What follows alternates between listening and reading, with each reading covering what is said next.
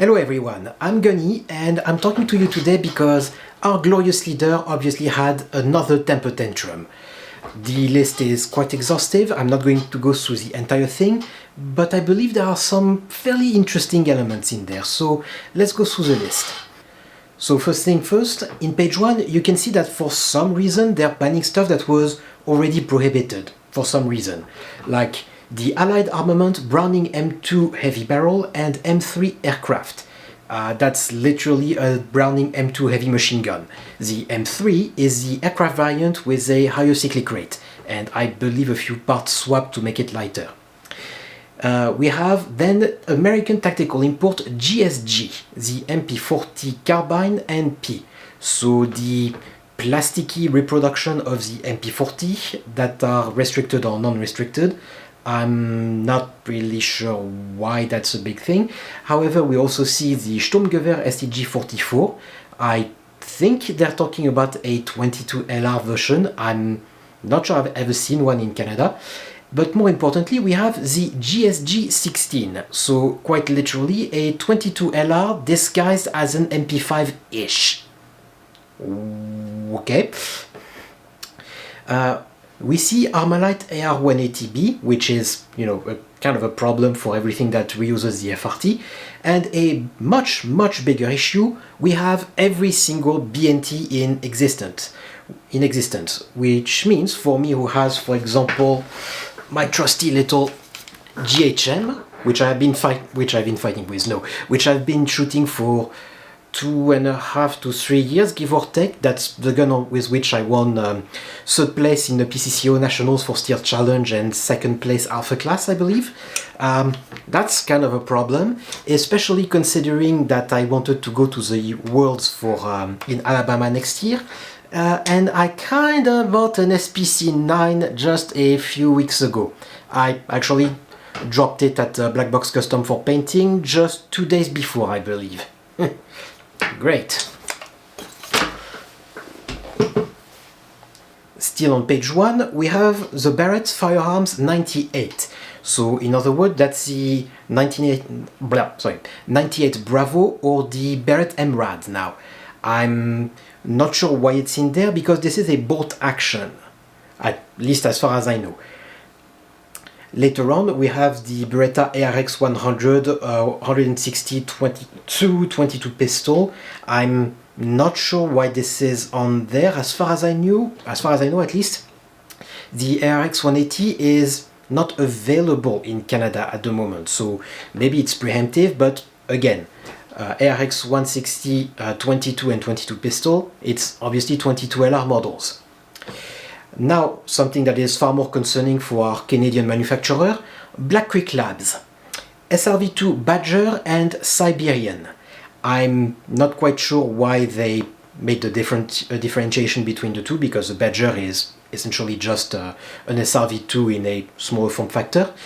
However, and that's one of the things that struck me in this list, the Grizzly, the 308 model, is not on the list.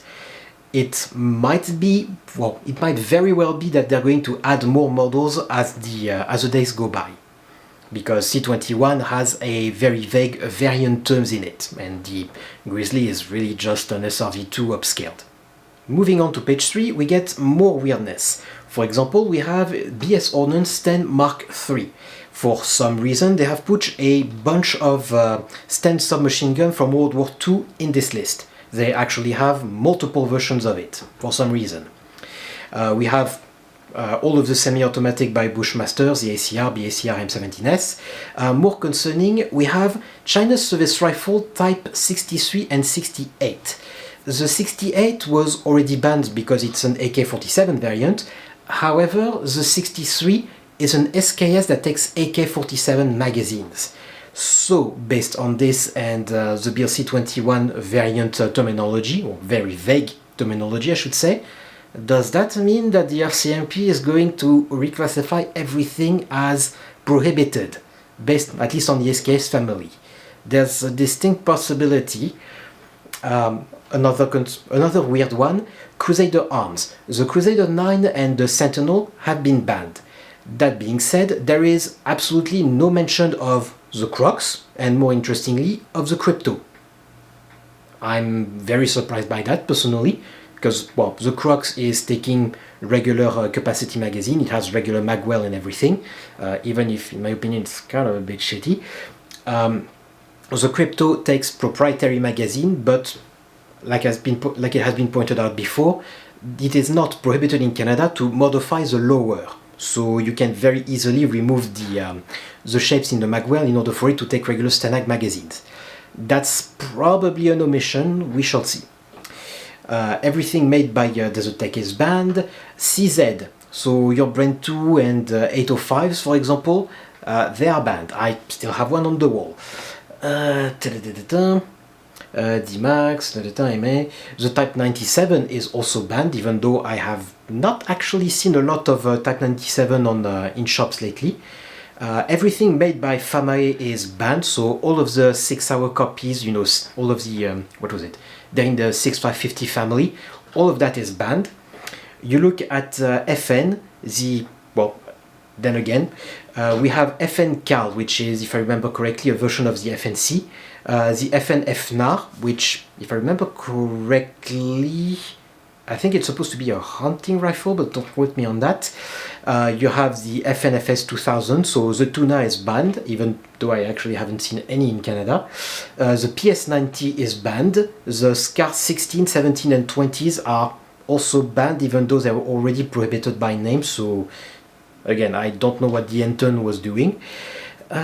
Freedom, then we have something very annoying, Freedom Ordnance FX9 and 9C. Again, so if you guys are doing any kind of steel challenge or any kind of ASL with a PCC, you're kind of fucked.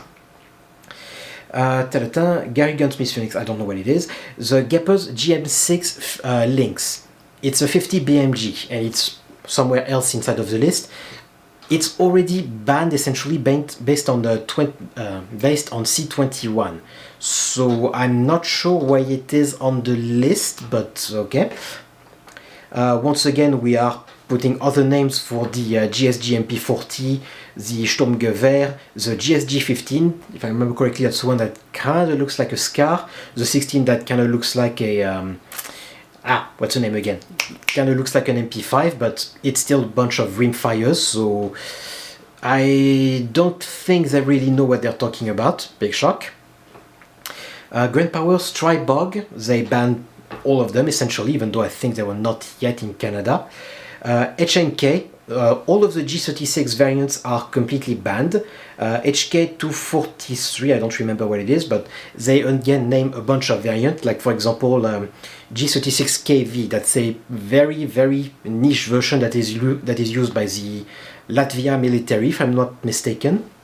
SL6, 7 and SL6 and 7, these are literally a hunting rifle with the hunting rifle based on the roller delayed system, same as in the G3. These things have wooden stock, they have 5-round magazines, I believe. They have nothing to fucking do on that list. SL8, they ban all versions. The SL9 for some reason is not on there, but again, variants. The UMP is banned, but you know, the UMP is literally the subgun version, so I don't know why it's there. And they banned the UMP SF and the USC, which is the civilian version that HK actually does sell to people. They ban all of the crappy high-point carbines, but there you go. On the next page, we still see a high-point carbine in there. Hill & Mac Gunworks STG, I'm not sure what it is, maybe it's a reproduction of STG-44, I literally don't know. We see more 22s in there, ISSC Mark 22 and TXR42. We see all of the PCCs from Yard. We literally see again the Just Right Carbine PCCs. We see everything by K&M, which is the M17s. We see everything from Keltec has been banned, and I do mean absolutely everything, from the the SU-16s, the PLRs, the RDB is banned, the RFB, which was used for hunting by a bunch of people is also banned. The Kel-Tec Sub 2000 and all of its declination is also banned. Then we get to Kodiak Defense, which is absolutely slaughtered because their entire lineup is banned completely. Chris Vectors, they ban every single model again. We get into more stupidity. Lakeside Machine Browning M1917 half scale. I don't know if these versions are fully automatic, but I know the 1917 is well, it's literally a World War One. It's a World War One heavy machine gun. I think they actually have a water jacket and everything. Browning M2 heavy barrel half scale, yeah, so same thing. The Lockat Tactical Raven is also banned. That's fucking great. The M10X is also banned, so no more hunting with that either. They're talking again about the Mauser versions now of the MP40 and STG-4422LR reproductions. They're talking about more machine guns. They're talking about AR-180s once again. Let's see. They get into the Norinco banning the 313. I don't know what that is, but the Type 97 is in there again. Page 4. We have a more heavy machine gun, M2 heavy barrel. We have the Ohio Ordnance BAR, so you know all of the reproductions. The HK is on there, obviously. They have also the semi-automatic version of the M240 Bravo. Let's see. Polytechnology, Type 81 SA, SR, and Type 97. So the Type 81 is also banned, of fucking course. Rhodesian submachine gun M77 and R76. Okay, subgun, so I don't know why you're bothering, they were already prohibited. Then we get into Ruger. The LC carbine and the PC carbines are all banned, including the Charger, which was initially sold as a pistol version and was not transferable since the freeze of the transfer of handguns. The 1022 is not on the list just yet, but considering what they have done with the GSG 16, 15, and the fact that you also have a bunch of hunting rifles from HK, like the SL6 and 7, I'm pretty damn sure they're also going to get added by the RCMP in some way, shape, or form. We have the Sten machine guns, Mark 1 through 3. We have we also have the New Zealand versions. We have Suomis. We have more mention of the 180B, the Lynx this time. We have again the GM6 Lynx under a new designation. Smith & Wesson, the FPC, the competitor to the Sub 2000, is also banned. That's fucking great. They banned the MCR. Yeah, for Stunning Arms, it's also a big goddamn problem because they ban absolutely everything, including the Mark III and the police carbine versions that were not on the market yet, which is kind of strange to me because when I was at TACCOM, I literally interviewed the guys from Stunning Arms. It's actually the most viewed video from my trip to TACCOM. And the Crypto was also presented there. The Crypto had more notoriety and is already on the market, but is not on the list. I'm not sure I understand that. And then we get into more infuriating things, like for example, my good old Israeli Tavor. We know that Trudeau loves the Islamists, so maybe I shouldn't be surprised. After all, he really apparently has no problem with Jews being killed. What else? The Tommy built G36 version, the TG36, of fucking course. More mention of the M1919, so essentially the GPMG of the Americans during World War II. More M2 machine guns.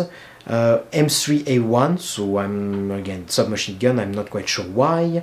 The Walter WA2000, a really really serious collecting piece and extremely expensive, is also banned. Another one I've never seen in Canada whatsoever. In Winchester, that's a part that, just say, it's a part that surprises me a little bit, because I know that the VHS2 / the Hillion is currently in the lab for getting issued an FRT. We don't know yet if the date of submission is what counts in relation to C21 or not. I'm going to assume it's going to be whatever they say right now. But it is not on the list, so maybe we can still get the Hillion in Canada. After that, it's the old version of the Scorpion, Zastava M84 Scorpion, 84A. They also, for some fucking reason, mentioned the semi-automatic version of the MG42 that is also made by Zastava.